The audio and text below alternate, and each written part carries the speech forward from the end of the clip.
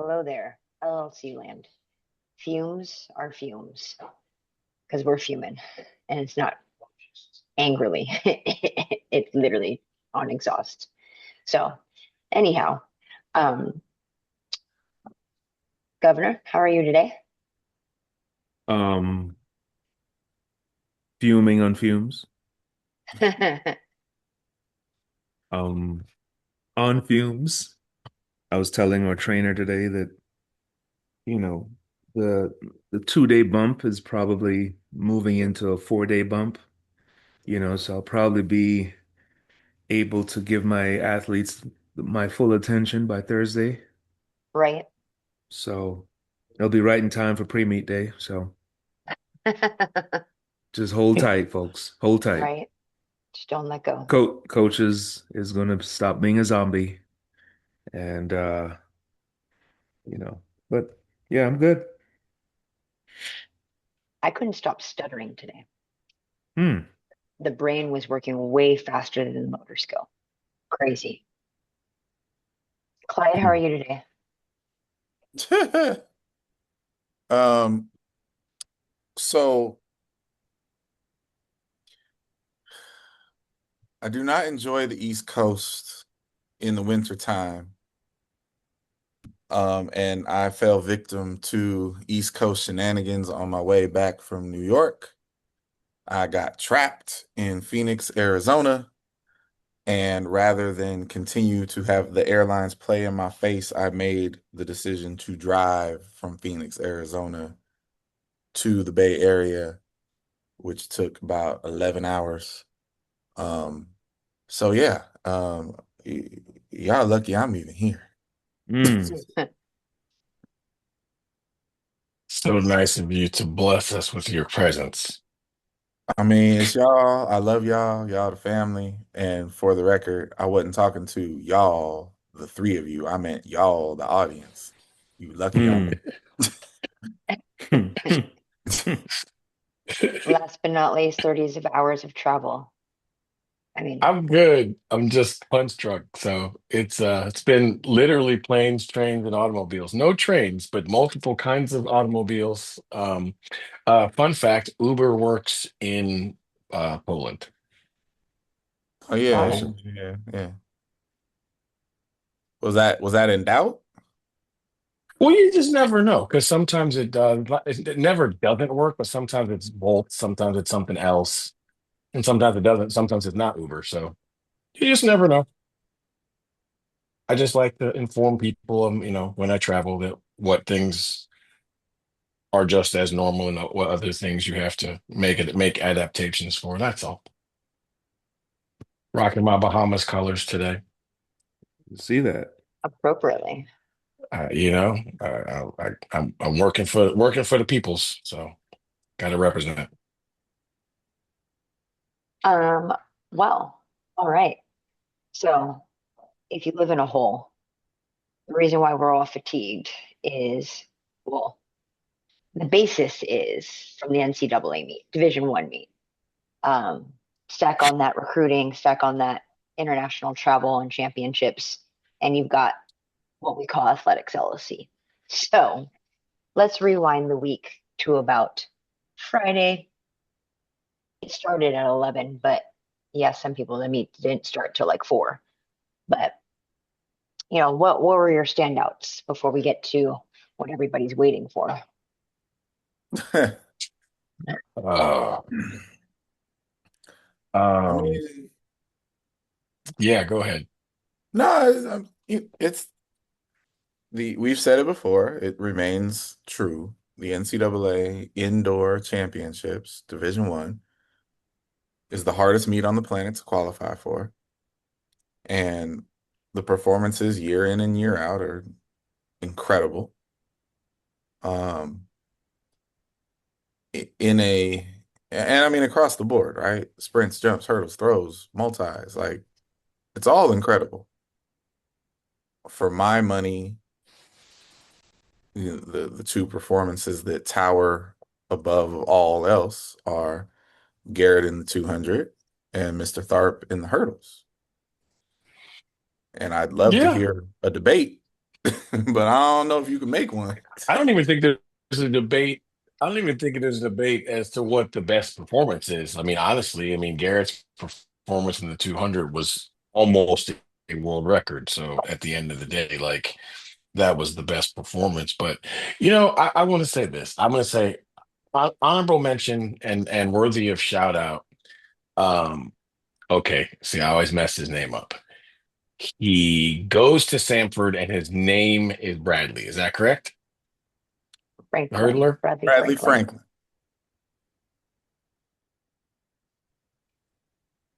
Franklin, the Thank international you. Well, Mr. Wi-Fi Franklin is showed up to There the failing. you meet go. completely unafraid, and unapologetic. And I'm here for that. I don't know how much of that anyone caught, but we assume he was singing the praises of Mr. Bradley Franklin, and I caught like Mhm. 4 words in there. He said unapologetic and unafraid, and he is 1000% right about that. That was really impressive by that kid. It really was. Because he'd been fast all year, #1 seed and all of that, but it's different when you have to race everybody. And Hmm. he put in 2 really high quality performances in the middle of that field. So that kid deserves a lot of props. Yeah. Sorry for doubting you, sir. Not even. You were not scared when you got into the blocks, nor when the gun went off all Mhm. 4 times. So that was great to see.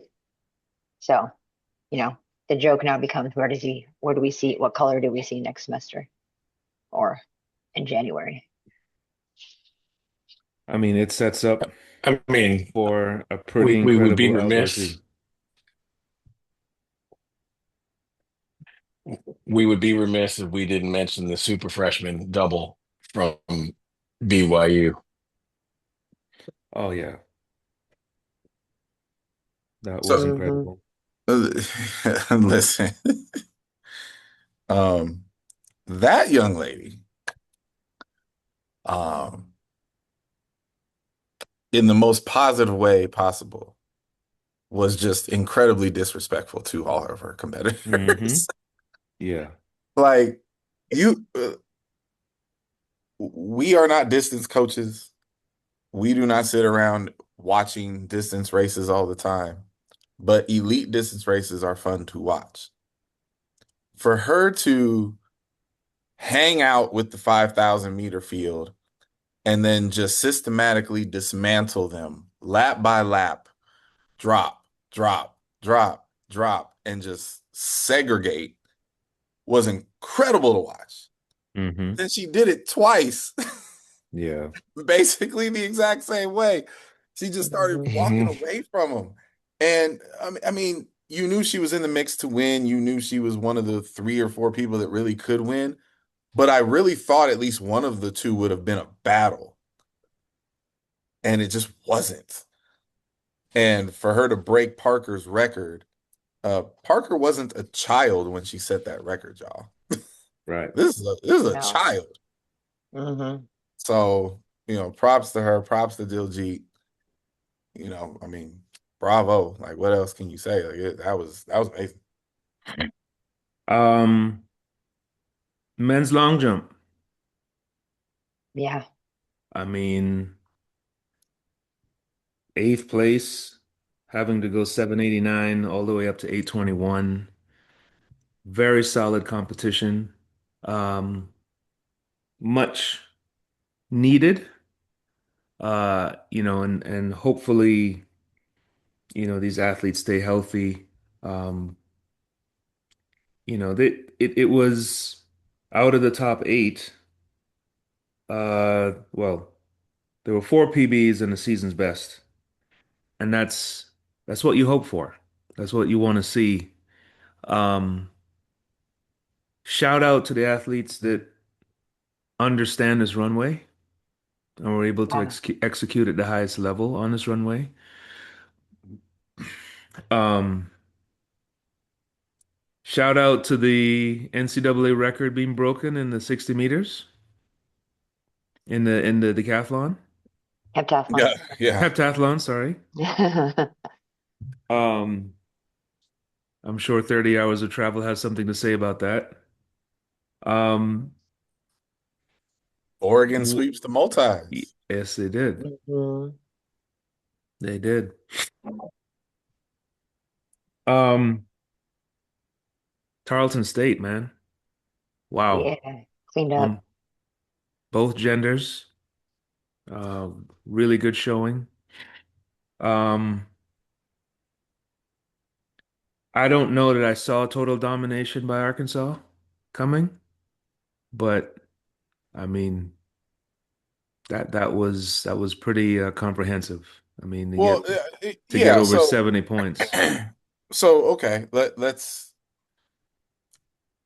on paper, if you really, really looked at it, they had the bullets to do that. Yeah. Um, and when I say do that, I mean win.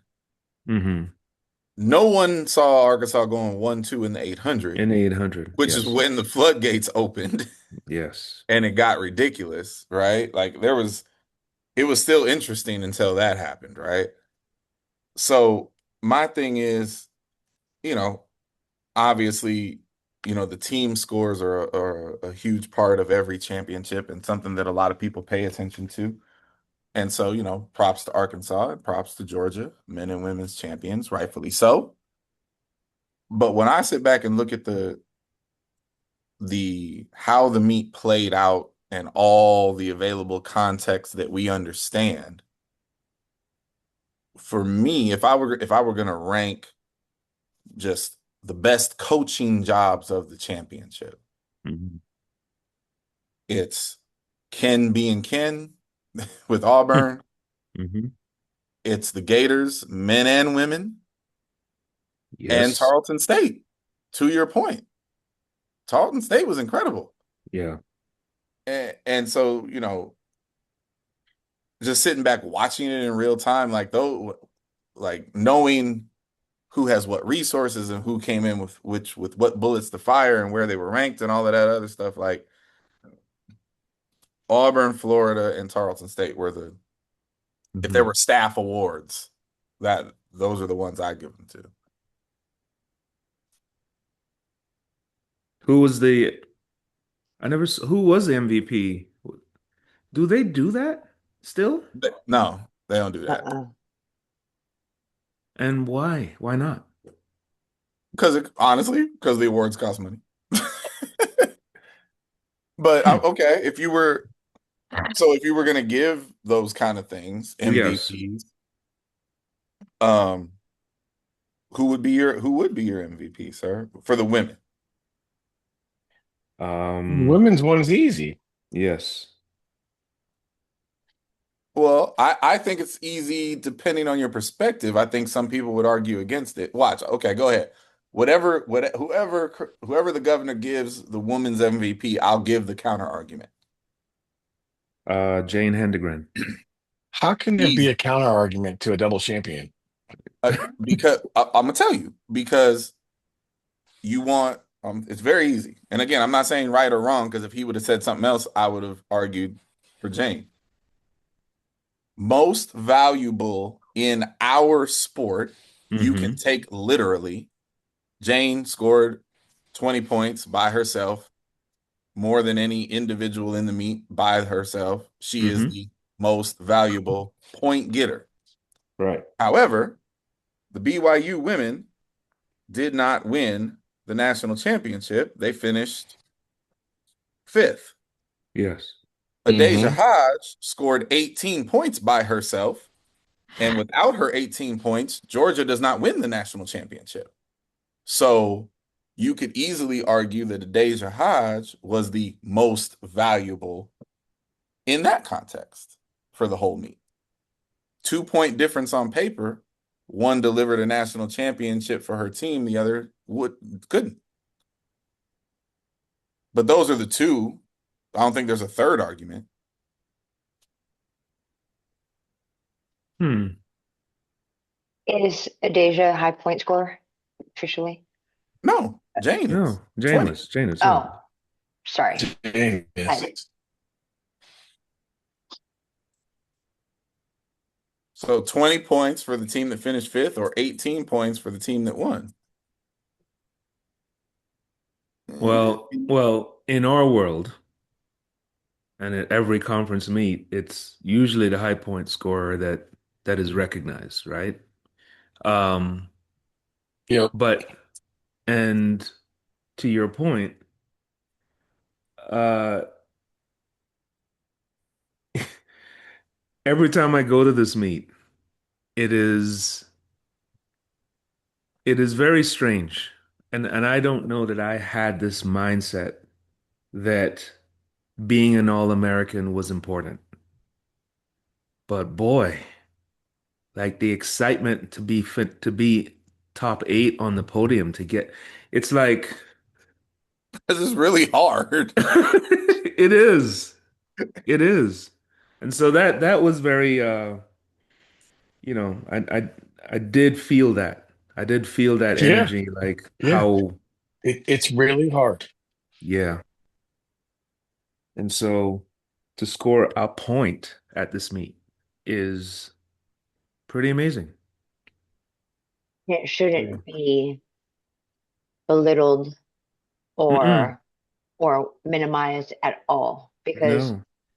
again, in explaining it to people who don't know the meet or to the athletes who are new to the meet, like what does that actually mean? That means on the day you earn the right to call yourself top eight in the NCAA Division One. Right. That's not a small feat. That's huge. No.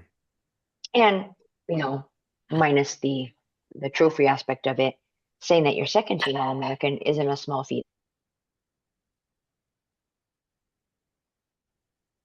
And so, like on the men's side, I think an MVP is harder, but you So get the blowout. in your terms, it would be Jelani Watkins by your definition. I believe I would have to land there. Yeah. Yeah. And listen, you're gonna get a blowout when a team can find a way to score in 11 events at the national championship. Yeah. Yeah, Like absolutely. 11 events is kind of crazy. And there's only so few programs in today's current world that have the financial ability to score in 11 events, To support that. Hmm. right? And so obviously Arkansas are one of those players, and so you can expect more of this to come. But the other people who are able to play the financial game the way they are, they're going to have to get more diversified if because again, if any team goes to the meet and scores in 11 events, Hmm. um, you'll be hard pressed to beat that with 4 or 5 events. You just will. Yeah. So, you know, that for those with the resources, they may need to reconsider some things. Reconstruct. But yeah, Jelani Watkins, I honestly, I mean, we all know Jelani Watkins is really good and really talented. I was thoroughly impressed with him. I've never seen him that good, right? Mm. Uh-huh. And to the point, like Garrett ran sub 20. He's the only person to run sub 20. All of us, I'm pretty sure, had him running sub 20. All of us had him winning the 200. In the prelim, Hmm. if he doesn't out lean Jelani by Yeah. 0.01 Yes. Yep. Yeah, the lanes change. and the lanes are flipped, man, I don't know. I don't know. But like Jelani was wildly impressive multiple times, prelims and finals. So yeah, that was fun to watch. Um, it was interesting the way that women's 800 unfolded. Yeah. Yeah, yeah, yeah.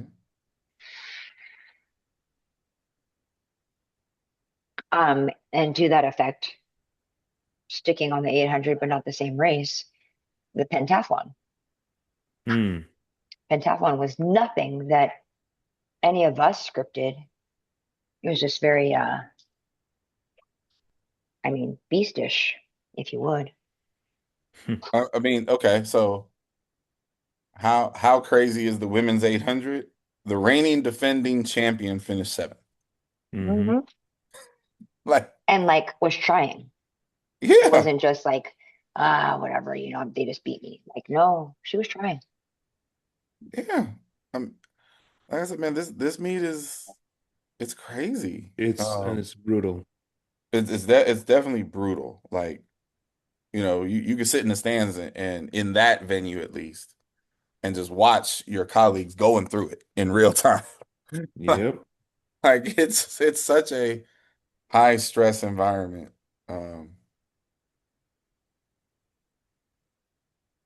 Yeah, I should have been slinging some ashwagandha, magnesium glycinate or something.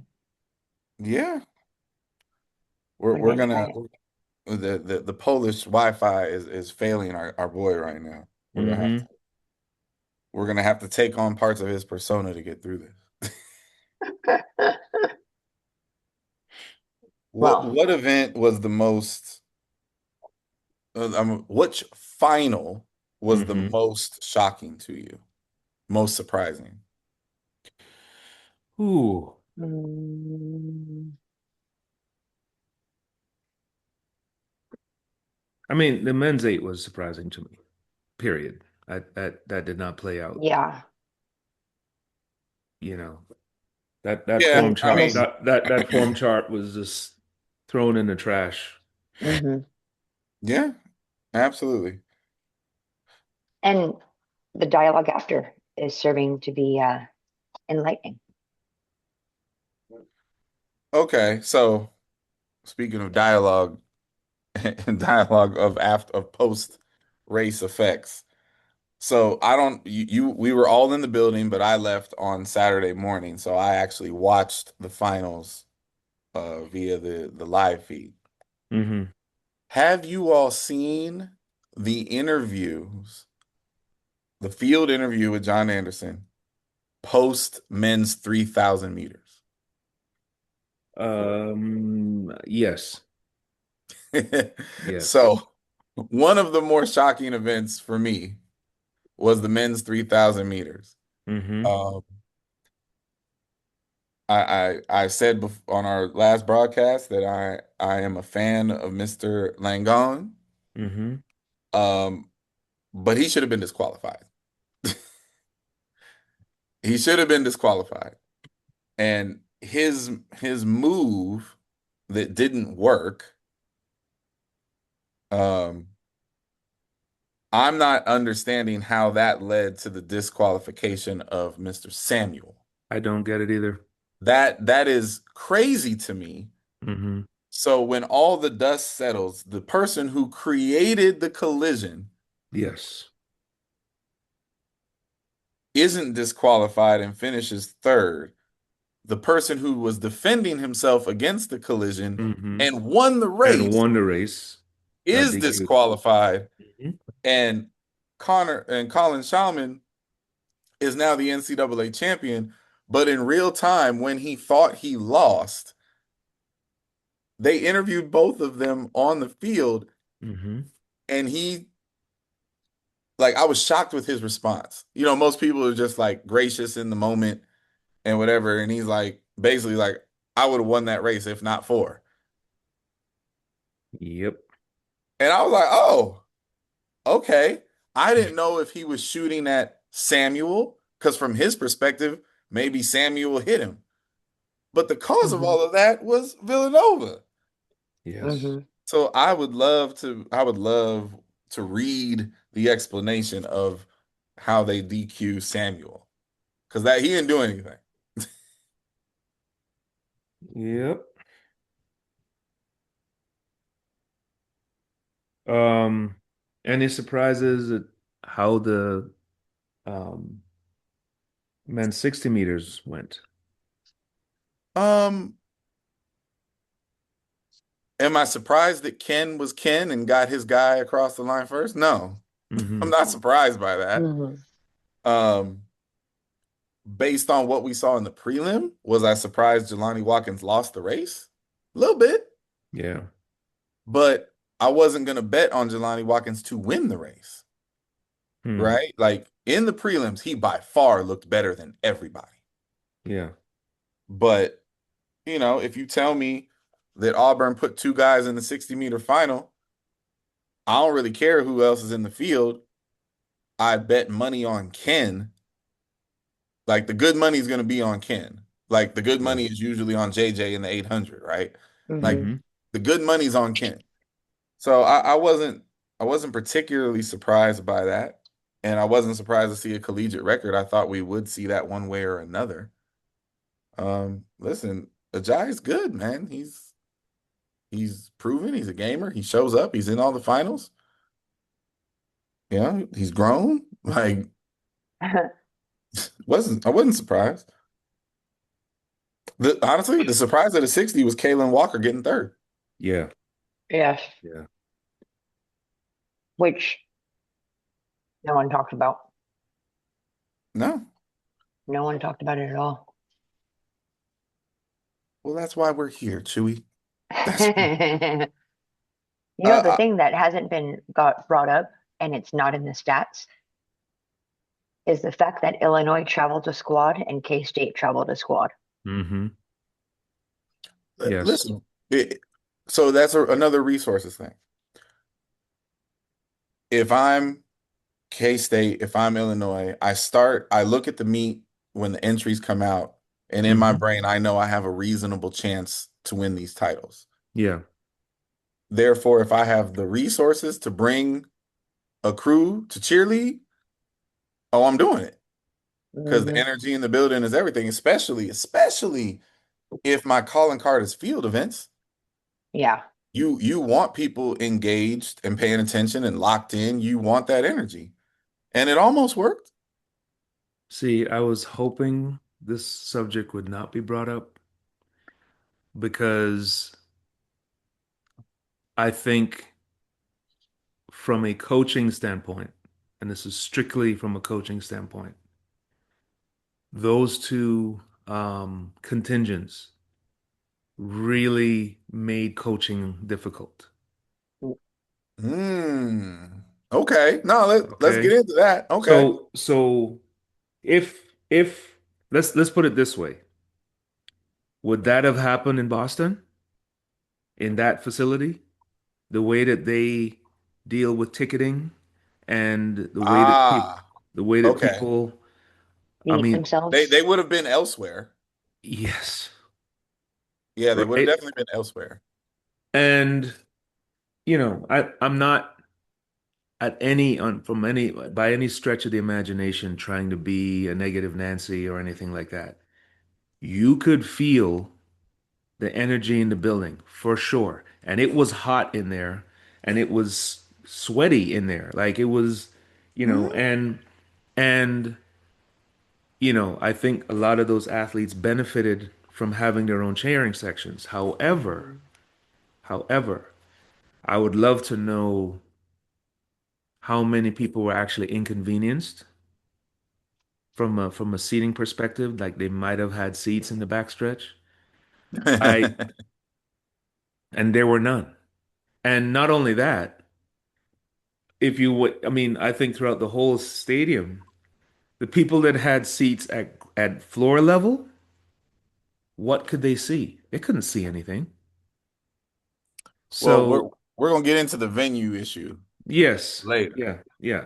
But, on another note, it's absolutely brilliant. Yeah. And for the teams, you telling me that there's some head coaches that went home and said, "Hold up. Yeah. Hold the hell up. You telling me that I could do this? Like an AD approve this? Okay. Hey, if you got it. Yes, absolutely. You know. So yeah, there was some things that happened at this meet that just kind of just made me go, okay. Hmm. It's So, chess, not checkers, and the game is changing. Like it's a Mm-hmm. digital checkers or a digital chess now, right? Yes. Because like to your point about the inconveniencing, it made it hard because there was no feel as to where they should sit or where they Yes. could sit. They just sat where Yes. there was openings, and Yep. like because there was no coaches boxes, there wasn't Mm-hmm. parameters. Well, therein again, what was the purpose of this? Yeah, literally No, nothing. no, Because there There was no was no purpose of that. purpose Not at for this this meeting. at all. No, not so at At this I meeting. all. asked, I asked because I had the combined events. So I asked our lead official, I said, are we inside the oval or outside the oval? Because if you look at the diagram, there was two Mm. coaches boxings, and that's it. Mm. And so I said, did they miss it or like what? You know what I mean? And mind you, this is my first NCAA indoor championship. Yeah. So I'm trying to push the pedal and ask questions so they think about things. And Mike says, no, you're outside. And I said, okay. And so while you think you're at an advantage, because you deal with Yep. this at Tyson, while you think you're at the advantage of being the inside pit for the long jump, Mm-hmm. you're at the disadvantage because you're literally at the worst spot. Because Yeah. if you're on the high jump side, you're so far. Yeah. If you're on the pole vault side, you can't catch marks. You're using physical spaces to figure out these marks. And you're behind the board or in Mm-hmm. front of the board. You can't be on the board. You can't see it. And so I say all that to say to have those obstructions and then have the physical people, whether it be noise, space, and whatnot, then you're just like, because that was me at one point, right? Because as pole vault coaches, we kind of just set ourselves up and we know what we all know each other by the time a championship comes. And Mm-hmm. so we kind of fall into place and we play nice for the most part in the sandbox. But then you add in these squads Mm-hmm. in this not proximity or a parameter of not boxes, tape, labels. And I'm sitting there like, I got people behind me laughing at me because they can see it. And I don't hide Yeah. my face very well, Yeah. Yeah. and I'm walking down the bleachers and I'm not maliciously, but about to kick Dennis Mitchell because he's seated right in front of me, Mm-hmm. surrounded by his athletes and then backpacks. And I'm like, I mean, ah, I, I had an athlete that was completely thrown off because he comes down on his first approach and he turns to the fans in the backstretch looking for me. And I am directly in front of him because it's the only vantage point I have to see mhm, his approach from start to finish. And he looks at me and he's just like, "What the hell are you doing there? yeah, In my 4 years with you, you have never coached me never. straight on." Mhm, And it we had the discussion today where I mhm, had to explain to him that outside of like seriously bogarting my way to that upper um yeah, to that upper seat, level, yeah. which was completely packed. There was no way for me to see him. At ground level, the most critical part of the approach was blocked by the pole vault pit. Hmm. So what do I do? Yep. And so, you know, obviously it was forever since I've been in that arena and, understanding, the schematics of that. But boy, um, yeah, I it felt. appreciate y'all going there because it's giving me ammo for later on. Um, Well, But so pause for just a second. 30 okay. hours of travel. Having been a spectator and not having to coach, what Mm-hmm. was your perspective on those entourages, if you so would? Uh-oh. He was moving. The meat was Oh, the meat was definitely you had to throw some elbows to get to a place. Yeah. I don't know if you can hear me. Yes, we yeah, can. we can. Um, and at one point, at one point in time, I was like, somebody needs to get an usher and move these people. And I've never Yeah. said that in my life. Yeah. Yeah. so Yeah, we're put a pin in that. We're gonna come back to these issues on a different context. Yes. Okay. I To have your another. point earlier, I'm not sure what your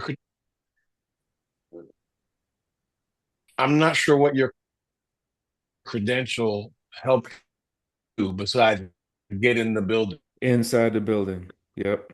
Oh yeah, it once you were in, it was a free for all. Um, so a finals surprise, and I specifically say finals because especially indoors, especially in the laned sprint races, the prelims matter. Like they really matter. For the Georgia women's 400-meter crew, if you told me when the meet starts that Dejanay Oakley is going to be the 400-meter national champion, that's good money. That's a good bet, right? But after the prelims, Georgia was number 7 and 8. Hmm. So going into Hmm. the finals with both Georgia girls in the last two positions and in lane 3, that is no longer a good bet. That is a bad bet. And for Dejanay Oakley to win the national championship going 50-47 from Yeah. lane 3 Yes. Yes. was one of the most impressive things I've seen. Well, we actually saw this meet more than a lot. I actually saw people acquit themselves very, very well out of not so much lane three, but lane four. Sure. And yeah, I mean it's But 3 though. yeah, that yeah. I mean Like that's that was boss a lady great type job. stuff. Yes, It was a absolutely. great job. Yeah. And props to Carol and Kareem and whatever conversations took place to be like, look, This is what you have to do. this has to happen. Yes, this has to happen. Yeah. Because again, if they finish 7th and 8th as opposed to 1 and 5, Hmm. they don't win. And so like that was an incredible performance by Miss Oakley. And she just barnstormed the thing. Hmm. I can't believe that the others let it happen, right? Because you can see it. Hmm. But she it was 23. She went out in 23-4. Yeah. And yeah, I mean, it was incredibly smart and well done. And she held on to it, you know. I mean, Well, fourth 50 point is fourth place. I mean, on the flip side, is this the coming out party for Mr. Braun? It's the Is this the I think hello you hope moment? so. Yeah. I mean, it should be, Yeah. right? So to that point, you know, props to him, props to Mouse, 44/7, all of that, right? Yeah. In this best indoor meet on the planet, Yeah. I was very disturbed by how many athletes I saw make poor choices trying to pass people on the inside. Oh man. Oh That is goodness. not a thing. No. And if Mr. No. Braun didn't do that, he probably wins the final. But 44/7 is 44/7. The So inside is open. The inside is never open. No, it's never. no, even if it looks like it, because you would have to be a fool to let somebody do that. And so, yeah, I listen, if you're in that position, always go to the outside. But 44/7, 44/6 from Mr. Braun, you got to figure you're going to see some 43s outside. And listen, props to Ogazi because, a lot of the conversations weren't about him. Yes. Hmm. And, it's not like he was some unknown scrub coming into this. Last I checked, he's the champion. So, he kept what was his, 44-57. Incredible. But yeah, four between 4x4s and open 400s and 800s, I'm like, why? Even some of the distance, I'm like, why are we trying this? You know that's not going to work. Like, stop doing that. Yeah. And again, Okay, too, so you see the kind of coaches going crazy in the moment when it happens. Like, no. Mm-hmm. right, because am I wrong? Because I don't necessarily think I don't know directed wise. I just think I hear it and I think I understand it. When you're turning laps, you take up as much as lane one as you can, which means Mm-hmm. your big shoulder towards the outside, call it three-quarters of the lane on the outside, which doesn't mean, like you guys have said, that that inside is open. But so many people on TV have tried it that they think they can whoop through like they're freaking the Flash.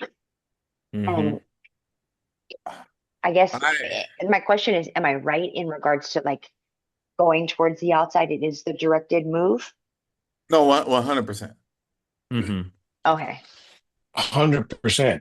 And half of the move is to be on the outside of the inside lane to give the appearance that the inside is open to bait someone to do that. Yes. Yeah. Right. Yeah. And that's the part where I just, from a coaching perspective, I can't, because you could see it coming and you're like, Hmm. don't do that. Don't do oh my God, he fell for it. Like, don't do that.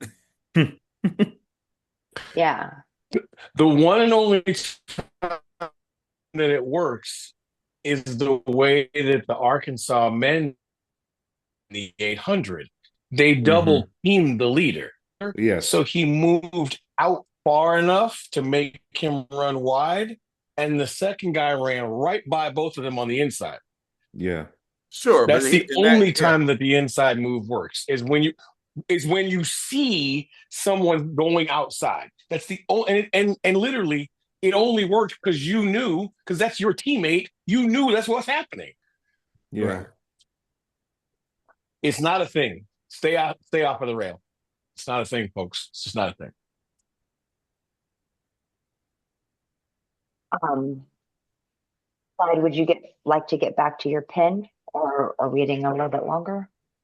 No, I mean, we've done we can definitely shift to a petty question. In theory, we have two, but we could definitely get into the location part of this. That's fine. Mm-hmm. So, I mean, where do we start, right? That you have Okay, to drive I think I can 25 set the minutes. table. I think I can set the table because Chewy, you have to get into this. Okay. So for a long time and still going, there's always a very lively every year debate of whether or not, to keep it simple, NCAAs, I'm not talking about other meets, NCAAs should be in Oregon or should it rotate outdoors? But the conversation about where it should be indoors is always a little lacking. So, are we on the side of a permanent location for indoors? And if so, where? Or should there be a consistent rotation of proper venues? Because let's be clear, Virginia Beach, never again. Um,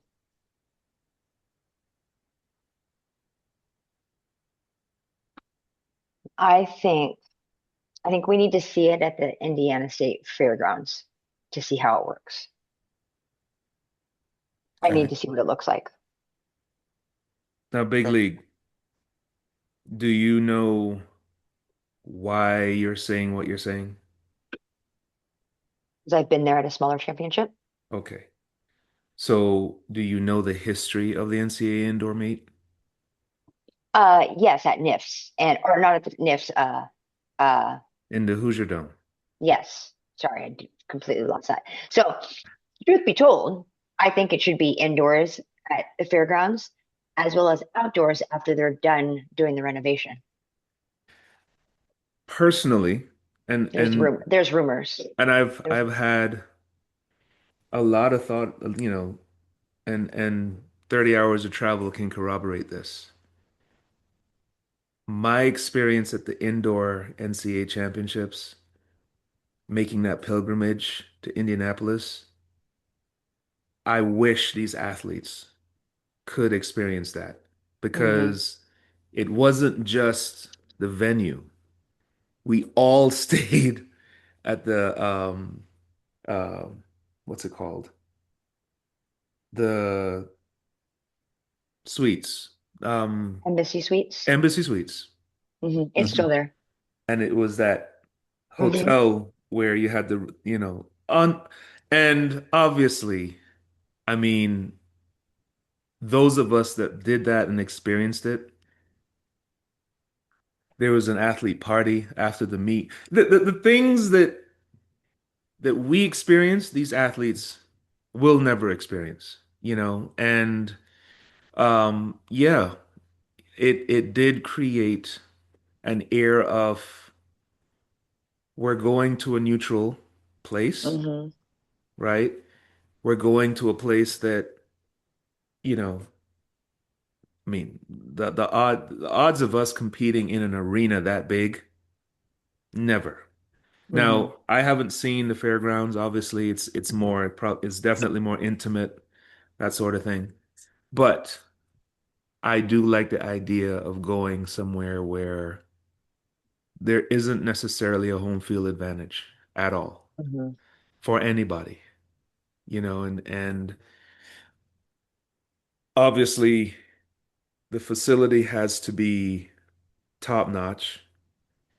We can't be dealing with any tight turns or anything like that. It has to be accommodating to fast times, big jumps, big throws, Hmm. good spectators.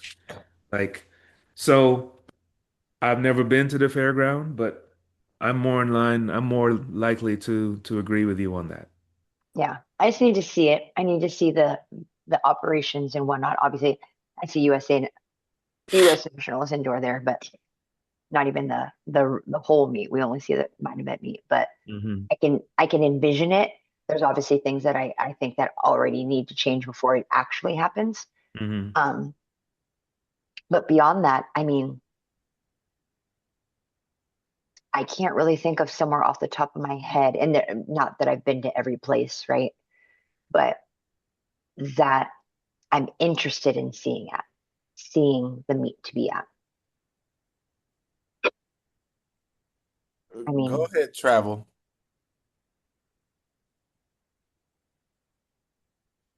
nope. Hello. We don't have travel. Okay. Okay, What are, so what are your thoughts, Clyde? well, I'm not gonna let Can travel. you guys hear me? Now Yes, we we hear There you he can. now. is. If you take yourself off the video, I'll I'll try to be quick. We'll turn your camera off. If you're turn your talking camera about off and it'll venues that help. you don't have to do anything,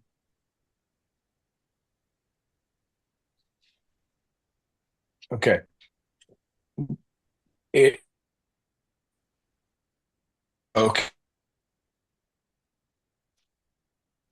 We're not getting anything he's saying. There we go. Okay. Video. Turn the video off. Can you guys hear me? Yes. Yes. Keep It it. is off. Keep it now. Okay. Now it is. Go for it. Okay. If you're talking about venues that you don't have to do anything else to, I think the meet should be at Arkansas every year. My only issue, and I think I agree with Kareem, is that it is too big of a home field advantage for a major player in the sport. And we felt that. We 100% felt that, you know. Go ahead. So I think the fairgrounds is the place to be. It's in the middle of the country. A great number of people can drive to it. They can increase the seating capacity such that it would be comparable to Arkansas. There's a couple things they have to do. They have to lengthen the pole vault runway. Um, but other than that, and they have the space for a high quality warm up area. They just have to put better materials down on the ground for the warm up area. But other than that, I think you could do an incredible NCAA meet there. Hmm. I think in addition to My that, they issue, can my do. issue with it being, my issue with it being in New Mexico is the altitude. We don't want to go to an altitude venue every year. Yeah. Yeah. Okay. What I'm not going to do is fall into the various traps that have been premeditatedly set for me in this conversation. Y'all not getting me with that nonsense. So I want to be very, very clear here. First of all, the idea that it would annually be in Arkansas is insane. That's a non-starter. Um, I looked this up. I looked this up, and I want to be because there are some similar complaints here and some similar points trying to be made that I consider to be that some people will look at and say they're the same issue, but they're actually not. So, to the home field advantage issue, which a lot of people have always claimed to be a problem when it comes to Eugene. Prior to the cathedral, I agree that Eugene was a distinct home field advantage for Oregon, Mm-hmm. much like Arkansas is a distinct home field advantage for the Razorbacks. However, the cathedral is so much more better than every other outdoor facility in this country that I'll live with that for the cathedral. Arkansas, for all the reasons that I'm about to get into and that some were accidentally got into, is not heads and shoulders better than any of the top venues that we have in this country. It's a great venue. It's a beautiful venue. But it's not at an elite status superior to all venues. The track is not superior. The runways are not superior. The throws areas are not superior. The warm up for damn sure is not superior, right? It's a beautiful venue and it holds 5,000 seats. We were having a conversation amongst ourselves in the venue about how it looks good on TV, how it's always sold out. I got news for y'all. It wasn't sold out. And as the only person here that watched it on TV, it didn't look that awesome on TV. Arkansas's seats are very, very low. So the 5,000 feels like it's right on top of you, and it does create great energy, but to the point, it creates a lot of chaos moving around. And the sight lines in there are not good. They're not good anywhere. Whereas a Texas A&M's venue, for example, there's not a bad sight line in that building, right? Coaches, fans alike. So for me, because there is no indoor cathedral equivalent, I am totally happy with the idea of the indoor meet rotating. I think it should be a rotation. I think it should be a consistent rotation.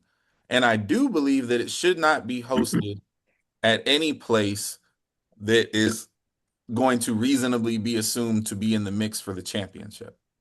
So here is my rotation. Boston. Boston's facility is beautiful. Mm-hmm. Boston's warm-up situation is almost second to none.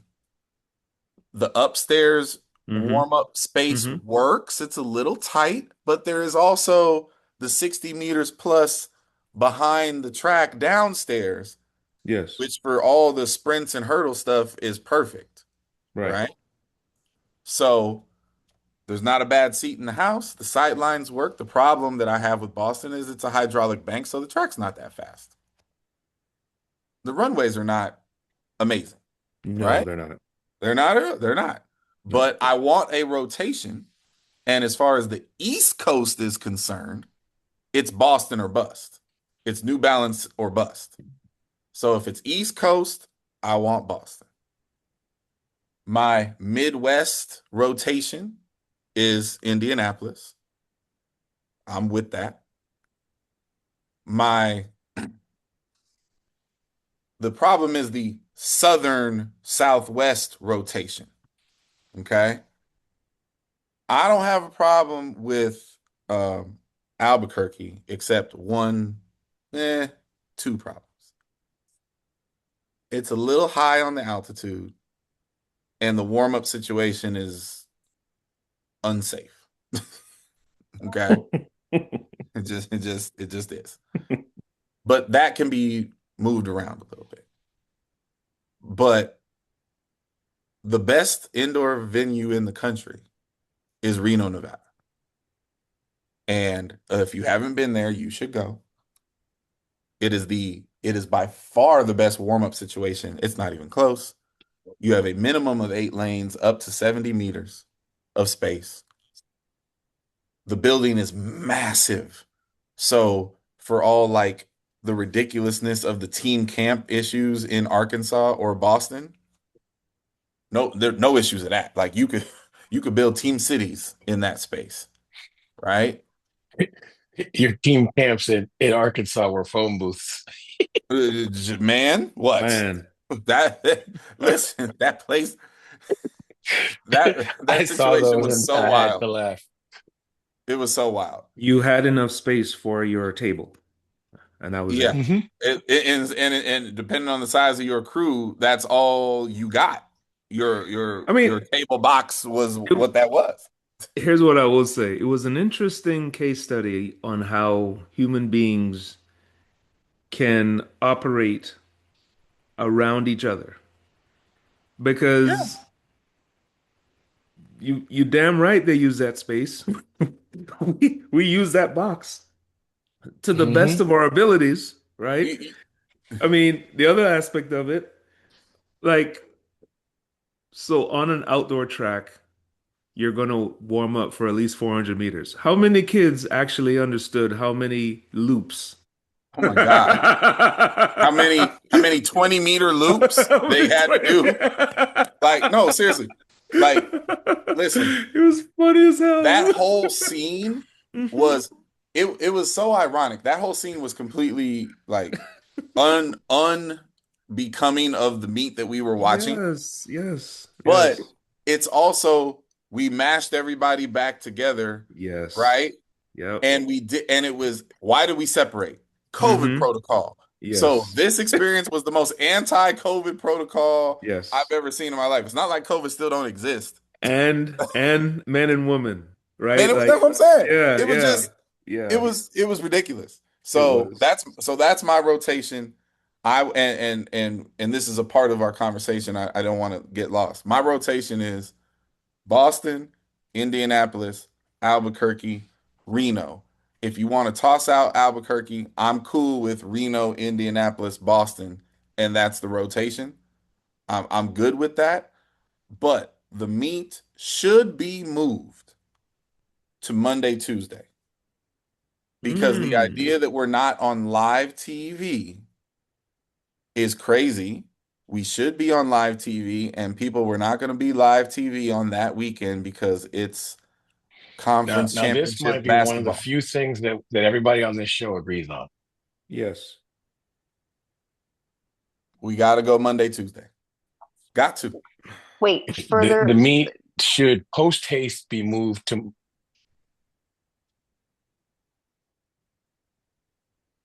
He broke Monday, up. Tuesday. Okay. It's Got But you. Monday, okay, Does Tuesday. I'm anyone, gonna does keep saying anyone, Monday, Tuesday. does We got you. so like you did in the conversation that we had off screen, can you go into further detail as to why it has to yes. be Monday, Tuesday? So Please explain. we are in the middle of March Madness, right? Our current Friday, Saturday setup, everybody in the country, coast to coast, the TV is flooded with the conference Conference championship championships. basketball Yes. tournaments that lead into Selection Sunday. Hmm. So we're never going to get live TV on Friday, Saturday where we are. Never. it has to be Monday, Tuesday because one, it can't start on Sunday for so many reasons, but selection Sunday, tournaments are still wrapping on Sunday, and certain institutions like a BYU doesn't can't do it on Sunday, right? Hmm. It can't be Wednesday because the tournament starts on Wednesday. Yeah. So the Monday, Tuesday window is the window. March I Madness mean, selections close on Sunday, and Monday, Tuesday, while everybody's filling out their brackets, yep. we're live on ESPN prime time. So those folks that took a mini vacation for 2 days before the tournament starts are just like, why Yeah, is track having to fill these? But I mean, it makes a ton of sense. It really does. If we're yeah, trying to get maximum viewership and pretty much to ourselves, because what was on, all right, well, so the World Baseball Classic um sure, well, is whatever. pretty much the main thing that's on was on last night and tonight. Um but no, I agree. I mean, Clyde, you're making some valid points here, man. I try, and someone's gonna jump in the comments, right, and say the typical crap that they say about Eugene. Our guy Wellman might get on here with some comments. Let me be very, very clear. If you are those people who say the silly things like Eugene is so inconvenient to travel to, I don't want to hear about Fayetteville, Arkansas, because Fayetteville, Arkansas and Eugene are the same place. They are the same place. Okay? Limited hotels. Half of us are staying 15 to Ro 20 minutes outside of Rogers, Fayetteville. Rogers, Springdale. Springfield, same Hmm. thing, right? Ironically, both have very good undercover food scenes. If you Oh don't know yeah. that, you just Yes, don't that's know where true. you're going. Both cities Yeah. have good undercover food scenes, but limited hotel space, regional airports, Yes. I- Good luck getting in and out of XNA. Good luck. right? Like, and honestly, Eugene's better than XNA. It just is. There's more flights. So I'm not trying to hear that. It's expensive to fly to XNA, Hmm. right? And if you don't want to fly to XNA, Portland is a Tulsa, much Portland is a much bigger, more convenient international airport than what is your next Tulsa, closest? Tulsa, Tulsa. Tulsa, Tulsa. Okay. I don't Yeah. want to hear it. So don't advocate for Fayetteville if you are anti Eugene because I'm not here for that. So yeah, I think I am going to take out Albuquerque. I'm going Reno, Indianapolis, Boston on the rotation because there are no cathedrals in this country indoors. And I don't want it at Arkansas because Arkansas is in the mix. I don't want it at A&M because A&M is in the mix. Clemson has no seats, none. Okay. Who else are we missing here for elite tracks? I took Albuquerque out because of the aggressive altitude. Um, Texas Tech. no. Texas Tech's in the mix. Lubbock, no. And there's And a little bit of altitude. and the same altitude as yeah. So no, nope. So What yeah, about Portland? no. I'm only doing one hydraulic bank in this mix. Boston's a better venue and a much better city. No. I mean, I think the only other, I mean, in the same vein that New Mexico is what it is. You take a track like New Mexico and put it in an arena. I mean, and I'm saying this because again, none of these current athletes have experienced competing in an arena. It You sure? is, it is, and you're not. I mean, the most filled arena. Would you not say 30 hours of travel was Atlanta? Was that not the most filled arena that we've ever been in for an indoor meet? Probably. Yes. And it was, Yes, I would agree with that. you know, and again, it just gives this sense of grandeur. It's kind of like when Texas Relays was in the football stadium, there wasn't even a quarter of the people in the stadium, but you were in a stadium. Like, so But see, I don't want to be in an empty stadium, no. but see that's not it though, because they're still on you. Now the upper deck is empty, but you definitely like it again, you would not understand unless you actually experienced it. No, I listen, I these tracks are portable. yeah, So the that's what I'm Indianapolis saying. track can be put into the RCA Dome. That's look, I'm just saying it would be I think it would be phenomenal. Now would we ever see that in our lifetime? I mean, I don't know what what it would take to um to solidify a facility like that in this day and age. I highly doubt that would be Correct. possible And without an entire city or a city um you know being on board with that. Like right. here in San Antonio, taking the Alamo Dome and you know Sure. that's the only other But that scenario I that would be see. that would be a cathedral-esque. Yes. Like, okay, I'm telling you, Yes. y'all haven't seen it, right? If you take everything that is Reno Mm-hmm. and dump it into a 15, 20,000 Mm-hmm. seat venue, Yeah. oh man, oh boy, Yeah. right? And so if someone builds that, I Mm-hmm. will call that the indoor cathedral, and I will stump for your town. Mm-hmm. But New York, you're disqualified because the Armory ain't it, Right. and no one's going to Staten Island. So no, no. So there you go. Interesting.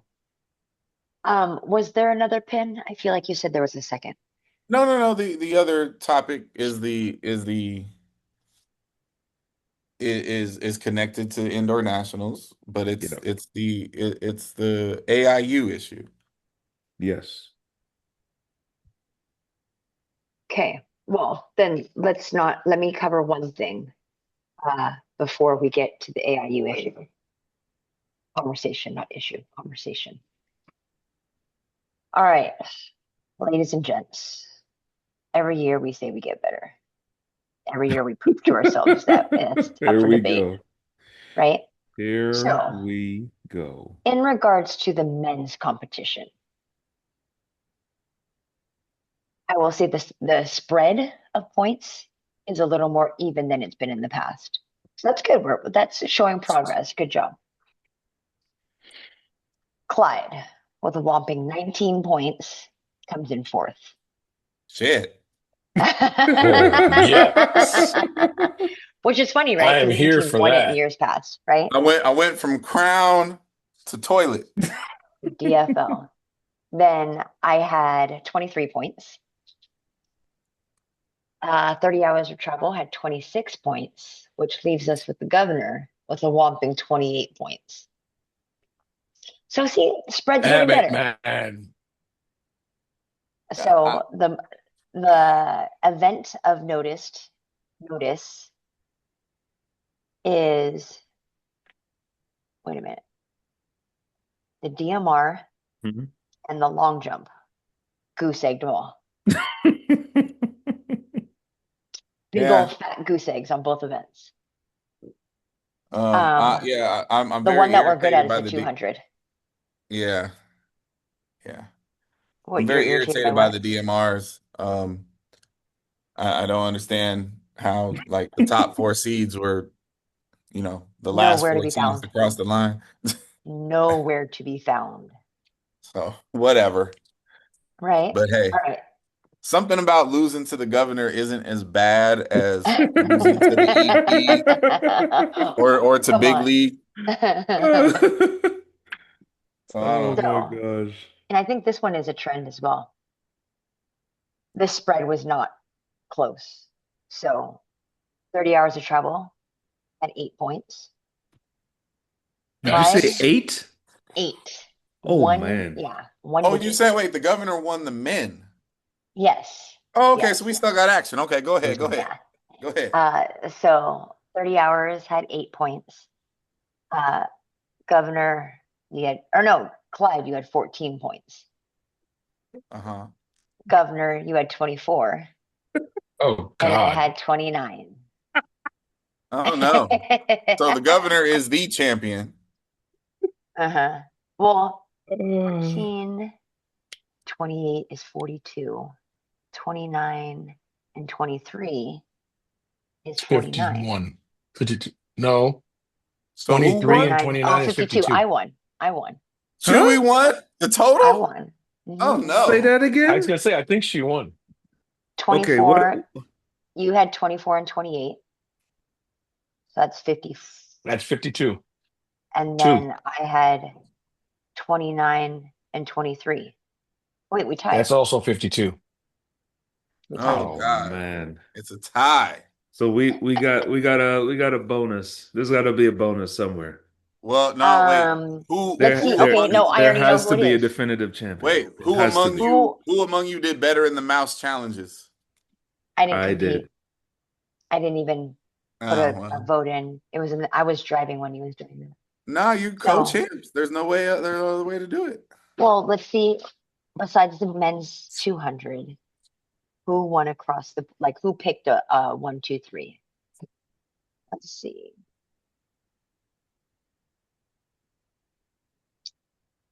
No. Take your first championship as a co and like it. Well, I think I win the tiebreaker. Oh no, we both have one. So She was searching for a way to crown herself. No, I was searching for Yep. anything. It doesn't help when I don't have my glasses on. So you won out the podium on women's pole vault, and I won out the women's 4x4. So obviously our strengths are in the women. All We right. had the men's one, but anyways, yes, I'll figure it out and we'll deliberate that later. So All right. Congratulations, co-champions. Thank you. Thank you. thank you. All right. So on All to right. AIU shenanigans. Mm-hmm. Yes. Athletes integrity unit. Yeah. Well, uh, So okay. I was gonna I'll say just pick your bone, or was that no. pick your bone? So for the audience, I think the LLC group chat is a very good example of how a lot of people have viewed the news from the AIU. Mm-hmm. So AIU steps out and officially tells the world about Adeja Hodges' suspension Mm-hmm. and details of how it played out. We all were already aware of this for a long time. Yes. Chewy wasn't, and was like, I thought we already knew this. Mm-hmm. And what I said was, yeah, we knew, but the world never knew. And so the point of contention with all of this, one of the main points of contention that people seem to have is, why now? Why did they wait to this moment to say something? So that's a direction that you could go in. I'll just give my quick thoughts on the whole thing and let it go from there. If you read the report, in a nutshell, what it says is she tested positive, she owned it, she cooperated, and because of the level of her cooperation, Mm-hmm.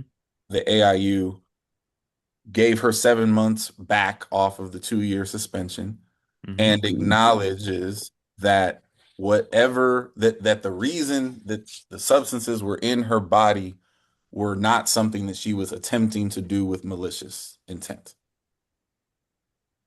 So from Ms. Hodges' point of view, Or unknowingly. right, like Right. she didn't Okay. know what she was doing. Yes. Yeah. Right, you see what I'm saying? That's Yeah. what I Right. mean by malicious. Her coach gave her liquids. She drank them. Yes. Right. So as a person who always stands where I stand on these issues, it's really cut and dry to me. She has to be suspended, and she has been. She served her time. She did everything correctly. It cost her time from the sport. and everybody should just allow her to move on and hope that she never sees anything like this next to her name ever again. I have no issue with anything connected to Miss Hodge. I personally don't have an issue with anything that the AIU did here. And I know it's going to be controversial for some people, but really think about what they are for an organization that takes every hard stance available ever. Mhm. They didn't here. And they ultimately helped her and acknowledged that she didn't do anything sinister. So I don't have a problem with that. The announcement had to come, and the funny thing is usually people are always on the AIU about announcing things too early. Yes. Well, in this case, they waited till the whole thing was all the way over and then announced it. So I don't really have an issue with that. Here's what I do have an issue with. The NCAA. Because if athlete X, I don't care who we're talking about, Hmm. if athlete X has to lose time off of their career and sit out, how can the NCAA dub them an athletic freshman? How does the NCAA not care about the timeline? Right? That's my thing with the whole ordeal. Like the girl did what she's supposed to do, and it's not comparable to the young man from the same camp because the young Hmm. man from the same camp denied, fought against, didn't cooperate, Right. as we understand it. So, the only other thing I'll say is that the coach should be banned for life. And I am actively waiting on that announcement because these ultimately were children at a quote unquote high school. Hmm. Banned for life. I'm not even interested in whatever conversation. Like, you got to go. That's where I sit with it. Um, obviously the I mean really the only issue that I have is that she was released or she was allowed to start competing again on January 28th. Yeah. So what more needed to be done between January 28th and 2 days after she competed, right? Mm. That's the only, and obviously there is this is about protocol, right? And AIU has been in the middle of multiple controversies and multiple issues where I think they're in an unwinnable position no matter what, because it is their duty to announce whether it's, someone has been found liable or someone has not been found liable, or they have to divulge, the ins and outs of the process. And I think it's a tough situation to be in when, again, as to your point, um, the young man did not get the anywhere near the treatment that Adeja Hodge did, but it's also announced that she cooperated fully, and for all intents and purposes, she basically told what happened. She went in, she obviously went in and said, "Hey, this is exactly what happened." She didn't protect anybody. She basically explained herself, and thankfully, she's going to be able to move on with her career, and hopefully, this trouble doesn't find her again.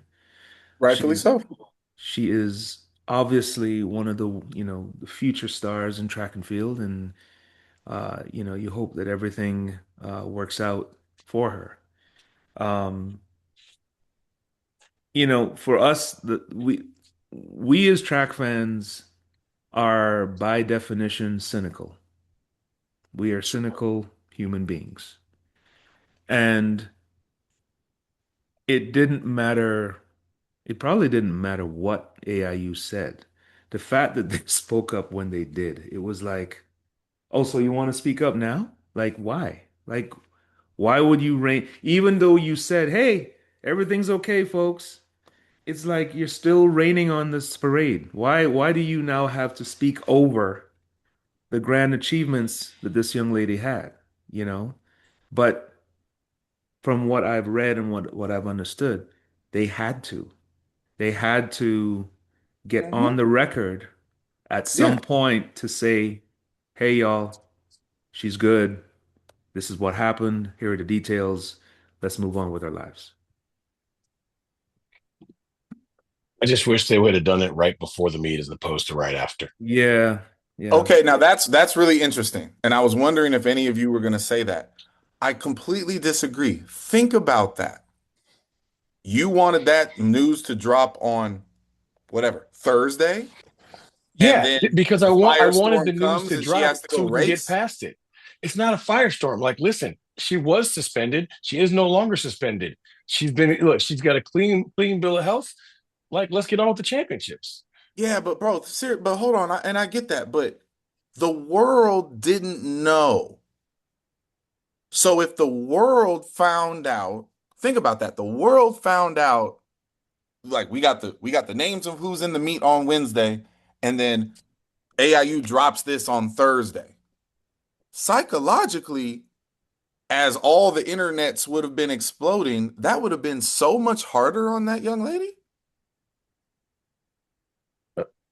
At least this Okay. way, she got to go run and focus and handle her business and win one championship and almost win a second one, lead her team to a team championship, and then hear the nonsense afterwards.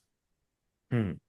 I would have much rather that than hear it while I'm trying to get ready to try to win. No? I'm thinking of in terms of the sport, not in terms of the young lady, because honestly, I'm a all tides should be high kind of person. And I just think that negative news gets so exploded in our sport anyway that having Mhm. it come right after such a ridiculously good championship was just a downer. Yeah. I would much have I rather it get happen that. on the front. Like I get it. Maybe it might have been worse for a danger, but no, listen, I'm not trying to be mean. I don't care. It would have been better for the sport. Hmm. That's an interesting debate. Because we do this to ourselves all the time. It's yeah, it, I can't I don't know if I can agree, but I understand the point. I don't know why it couldn't have been announced in January or in February.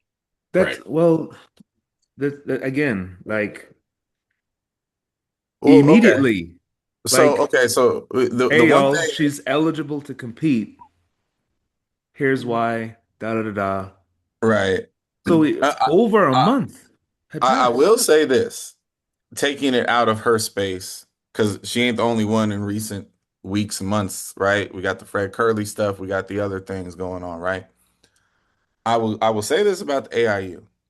Whatever you think about them, when they drop information, oh, they come with the receipts. Mm-hmm. Mhm. So, it's hard for people because, the typical protocol is athlete X gets suspended for whatever, and then immediately they run to social media and complain about how oppressive the system is. And then you read the details and it's like, nah, actually, dude, it's not that hard. You you clearly were not being intelligent about this because they come with the receipts. Yeah. So, you know, anti-doping is a difficult task. Um, I do not envy whoever the leadership of the AIU is and their jobs, but I can't ever remember them putting something out, me taking the time to read it, and me walking away feeling like, oh, they on some bullshit. No, it seems pretty righteous to me. Mm-hmm. And again, they are hardcore. Like they will appeal and appeal and appeal and appeal, right? For them to go out of their way to say, this young lady did not do this on purpose. And therefore, we're going to help make sure it's not a full 2-year ban. I think is the closest to a compliment from them you're ever going to get about an athlete. You know? So, yeah. I mean, I think in more nefarious terms because I wonder why this stance here and a completely different stance. I'm going to say in another recent case, and I really don't want to go down that road and do that story again. But We don't have to go down that road, but if you read their paperwork, it boils down to they don't believe it. yeah, but that's also nefarious and untrue. So, well, like I said, we don't need to go down that road.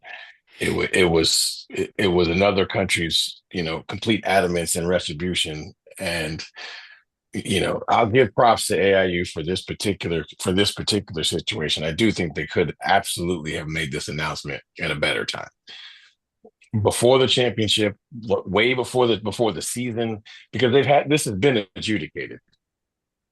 Oh yeah, no, yeah, right. Correct. So before she stepped on the track, for the first time she stepped on the track this season, all the I's were dotted and the T's were crossed. So whenever her first meet was, this had been adjudicated before that. And that's when they could have made the announcement. Yeah. Again, I think earlier, not the week of the championship, not at all. But like, okay, what everybody forgets. How did Miss Hodge open her season? Guns With a blazing. sledgehammer, Yes. right? Yeah. So imagine Yeah. the sledgehammer opening of her season, and then the next day they drop that. Again, Like I don't. it's just not good. I'm going to sound like I'm not in a Deja Hodge. I have no negative feelings towards her at all, but I don't really care about how it would have affected her in the immediacy. I'm talking about the sport. Like the right thing to do here would have been, once the situation was adjudicated, make the announcement. End of story. Whether that was in January or February, it was obviously in December or January because it was before she ran. So just say it then. Why are we sitting on the news? Is all I'm asking. Right. Because then it looks intentional. I got you. All right. Well, let's go ahead and wrap up that NCAA weekend by wrapping up the conversation. And before you know it, 8 weeks will pass and we'll be talking about prelims. So yeah, that's how 8 fast the weeks. snowball is snowballing. 8 weeks. That's the crazy part, right? 8 weeks is conference championships, 10 weeks to prelims, 12 weeks to nationals. It does move fast, don't it? It does move very The fast. fall moves incredibly slow. But And then before you know it, is it's a whole June. sprint. Seriously. So with that being said, y'all, 30 hours of travel, have fun in Poland. Good luck to everyone who's competing and on their way there. I see a whole bunch of Instagram stories of airplane flights over the water. So good luck, have fun, gentlemen. Onwards to our outdoor seasons. And other than that, hold those bootstraps. See you guys later. Bye now. Bedtime.